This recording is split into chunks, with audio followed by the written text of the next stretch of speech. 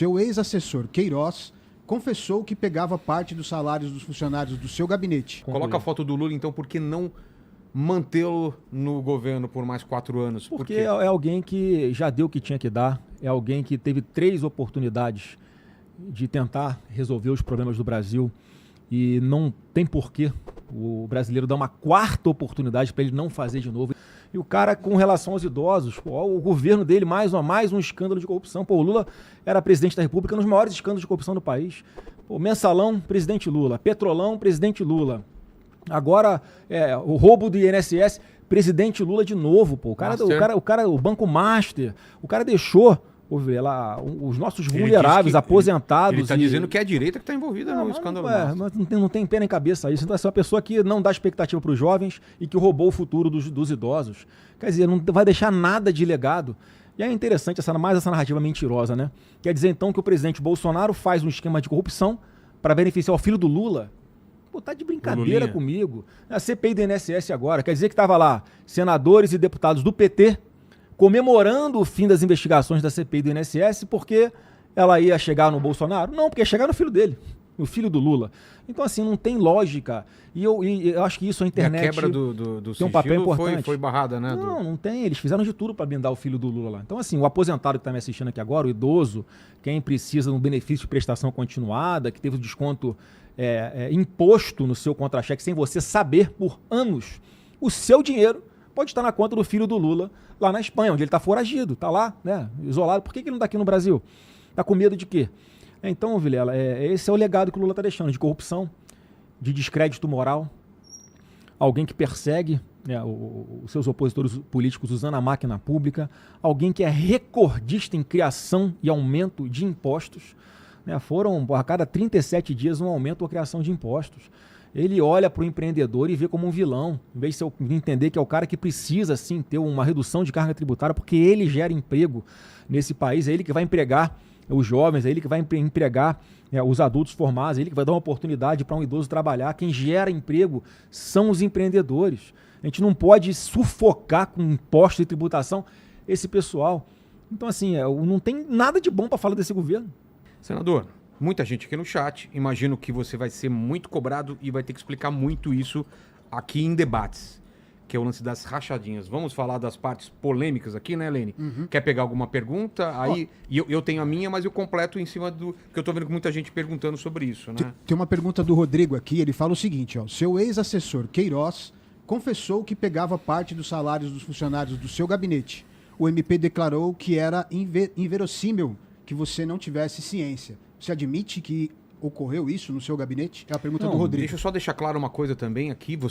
Todo mundo é testemunha. Eu perguntei aqui pro Flávio antes de começar o programa, como eu pergunto para todo político. Posso fazer qualquer tipo de pergunta? Qual lógico. Foi o que ele falou? Acho que é importante. Pode perguntar tudo. Então, assim, não tem censura nenhuma pergunta, tá? Então podem fazer pergunta, eu também tô aqui. É porque é importante esclarecer, Vilela. Claro, porque... deixa eu só completar a pergunta dele, ó.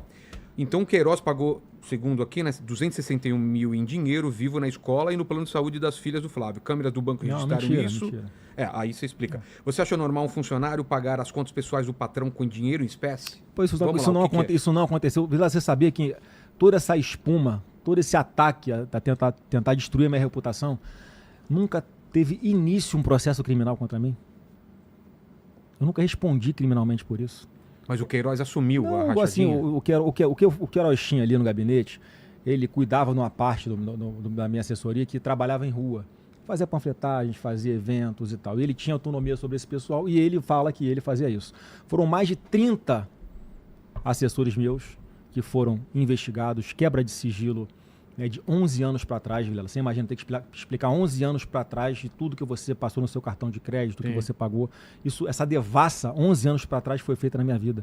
Sabe quantas ligações tem financeiras minha com o assessor? 0. Você sabe quantos assessores disseram que eu cobrei alguma coisa do salário deles de volta para empregar no meu gabinete? 0. Então, assim, não tem absolutamente nada. Por isso que é importante esse espaço aqui, para que as pessoas entendam de uma vez por todas. Nunca teve início um processo criminal contra mim. Mas é verdade que o Queiroz assumiu a autoria da ação? Ele falou que tinham pessoas que ele tinha empregado que ele cobrava uma parte de salário. E que ele não tinha, além de, obviamente, eu não ter minha concordância, ele bota lá no papel, ele fala que eu jamais tinha conhecimento disso. E, mais uma vez, mais de 30 pessoas, Vilela. Se achasse que tivesse alguém que tivesse, se eu tivesse pedido alguma coisa desse tipo, não falaria naquele momento para poder, sei lá, fazer uma delação, alguma coisa? Ninguém, porque não tinha. Vilela, eu passei 16 anos da minha vida sem ter uma acusação de nada. Bastou o presidente Bolsonaro se eleger, isso aí foi em dezembro de 2018, logo após as eleições, que começam a aparecer as narrativas, que é uma forma de você, aqui no Jogo do Poder em Brasília, manter uma espada, né, sobre a minha cabeça para tentar, enfim, ele ter alguma ascensão sobre mim, que não aconteceu. Então, assim, outra narrativa que era mentirosa, que eu acho que é importante emendar nessa pergunta para esclarecer, é que tem muita gente... Não, isso aí é uma franquia que eu tinha. Mas era isso que você falava? Não era isso. Isso é uma franquia que eu tinha. Você imagina, o Ministério Público me acusando de lavar dinheiro numa franquia. Totalmente auditada, controlada pela franqueadora, uma loja de marca renomada. Não teve nada disso. O que eu apurei aqui é que a loja de chocolate do Flávio recebeu 1.512 depósitos em dinheiro vivo em valores redondos e idênticos. GPS e escutas comprovaram que os assessores não trabalhavam. Mentira, Eram seus assessores que gastavam esses valores da sua Tanto própria loja? loja? O Ministério Público faz esse carnaval todo e no final fala que não tem como comprovar que o meu patrimônio é incompatível com a minha renda. Eu nunca respondi um processo criminal por isso, apesar de todo esse carnaval em cima de mim. Então, eu sou ficha limpa, não tem problema nenhum, né, de esclarecer isso para quem quiser, né, obviamente, entender. E em 2006 você e o Brazão foram os únicos parlamentares a se posicionar contra a investigação lá que o Marcelo Freixo criou a CPI das milícias na porque Leste. ele era a pessoa, né, que começava a fazer, porque ele sempre teve um trabalho contra as polícias. Ele sempre...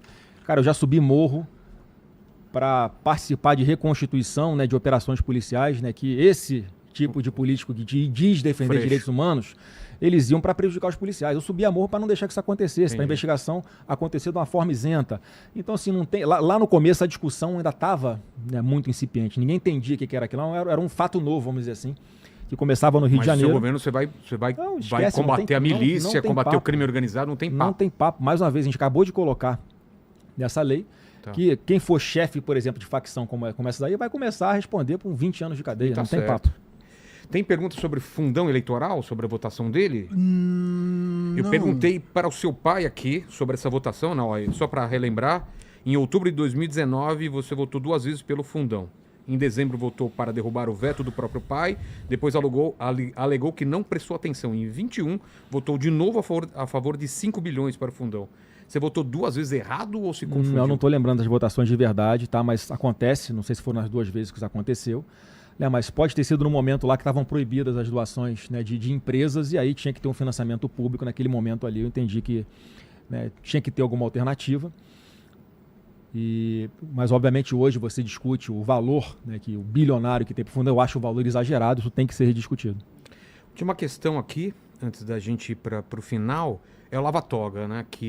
Qual a sua opinião sobre a CPI da Lava Toga, que estava precisando de uma assinatura e aí você se manifestou publicamente que não precisava? Qual a sua opinião? Mudou? Na verdade é o seguinte, não é e que mudou. A tua posição hoje em relação a... Vilela, se você vê, era mais uma vez uma bandeira que era levantada mentirosa, porque dizia-se que com essa CPI da Lava Toga você ia conseguir enquadrar o Supremo Tribunal Federal. Não era isso? Não era isso que ia acontecer. Não tinha nem a quantidade ali de deputados, era senadores, na verdade, só isso daí. Era uma CPI. Você falou que era uma CPI ia que atacar fogo no país. Não ia resolver o problema. Eu assinando, o Supremo entender que é o presidente da República, né, querendo atacar lá o Supremo. A gente não tinha maioria no Senado, na nossa base. Vocês viram o que aconteceu depois na CPMI do 8 de janeiro, na da pandemia, como é que foi um desgaste para o governo, a gente não tinha maioria. Agora você imagina, uma CPI dessa aí, o presidente ia ser Randolfo Rodrigues, e a relatora ia ser Soraya Tronic.